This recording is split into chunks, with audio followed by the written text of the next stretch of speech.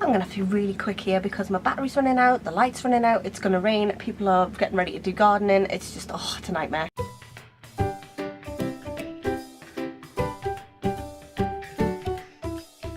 Hi everyone, I'm here today to do a quick book haul. I say quick, I've got quite a few books to get through, and I'm hoping I'm going to get this done because it is about to rain. It's all dark in my house. This is the only day I've got this week to film, so I'm just going to try and crack on with this really quick.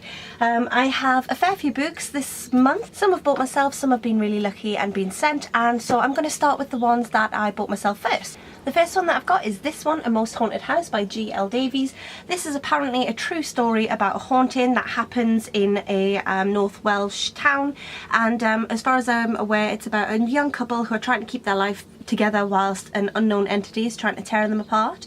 I do like true ghost stories. I've read a few of them. I'll be recommending some of them to you in an upcoming video, but I bought this because the autumn time is here and I like everything spooky in the autumn, and so I've grabbed this. It's not a very long book, and it hasn't got any page numbers in or anything like that. I think it's just sort of maybe a self-published thing, but I found it on Amazon, so I'll try and look for it and link it down below. Yeah, so A Most Haunted House, and I'll let you know how I get on with that because I'll be reading it soon. The next book that I've got is this one, The Tattooist of Auschwitz by Heather Morris.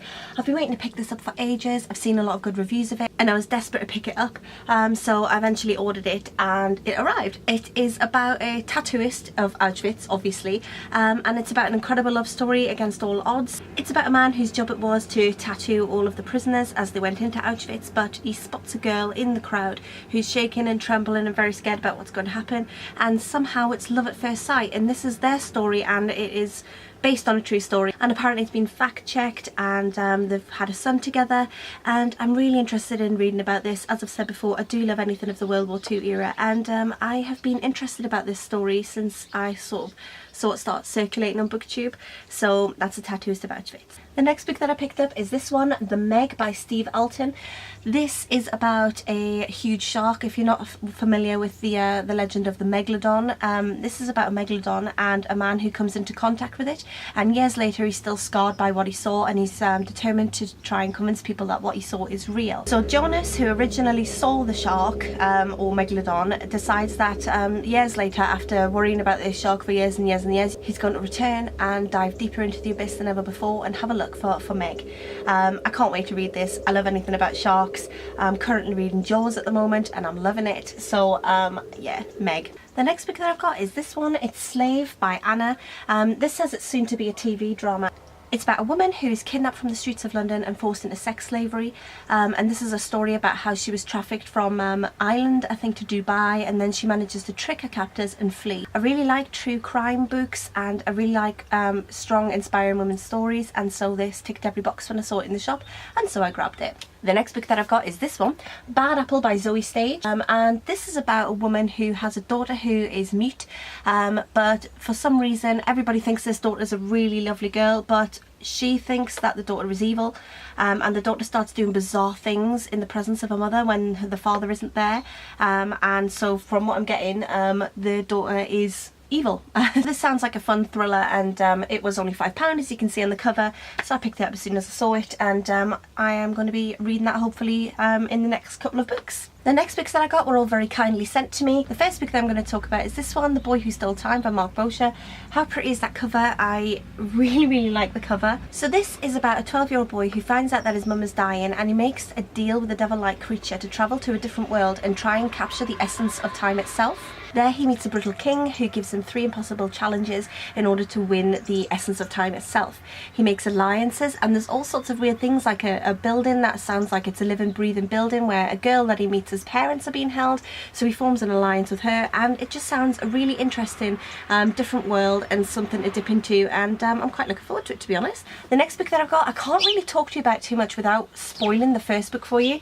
I'm covering the spoiler that is on the front of it, but this is In Bloom by CJ Skews. This is the follow-up of Sweet Pea that I reviewed in my, I think, my last book review video. It might have been the last one or the one before. Either way, I've just recently read it, and this is the follow-up, and I was very kindly sent this for review. I can't wait to get into into it. I can't wait to find out what Rhiannon does next. And as I said before, it's got a lot of black humour in it, but I really enjoyed the first book, and yeah, I'm really excited to find out what goes on with Rhiannon. But I can't, like I say, tell you anything about this one, because to tell you about this one, it's going to spoil the first one for you. So just know that I'm expecting this to be good. The next book that I was very kindly sent is this one, It All Falls Down by Sheena Kamal. Now this sounds so interesting. This was pitched to me as sort of a rival for Lisbeth Sander.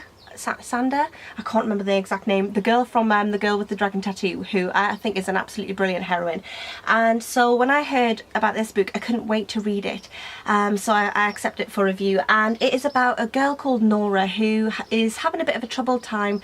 She's not getting on with her daughter very well. And there's also the fact that she's trying to sort of deal with her inner demons. She's killed 2 people in self-defense. And also there's the impending death of her mentor as well. So she's not getting on very well at all. But then someone turns up out of the blue and tells her that they knew her late father. Her late father killed himself when she and her sister were younger. Then her and her sister ended up in a plethora of foster homes and apparently had a pretty terrible childhood. And so she goes and tries to find out about what went on with her late father, and it all unravels from there. So this really excites me. The cover is beautiful. And as you'll know if you follow me on Instagram, I really do love a photogenic cover, and look at this. This will go so nice on my Instagram when I can take some photos of it. But I can't wait to read this as well, obviously, or I wouldn't have accepted it for review. So that's It All Falls Down by Sheena Kamal, and I can't wait. And the last book that I've been sent for review is this one, The Saturday Girls by Elizabeth Woodcraft. This is a book set in the 1960s as far as I'm aware, and it's about a pair of girls who are best friends and they're living on a housing estate in Essex, and they land their first Saturday jobs. But they both have very different sort of paths on their mind. One of them is really desperately chasing down a proposal, and the other one is chasing down causes. I don't know what causes, but it says Linda finds herself drawn to causes she knows are worth fighting for. But then Sandra, the girl who's chasing a proposal, ends up being drawn to the local bad boy Danny, and that spells trouble for both of the friends. So again, this is another one that I'm really intrigued to read. I really like historical fiction, and I'm looking to get more into historical fiction again.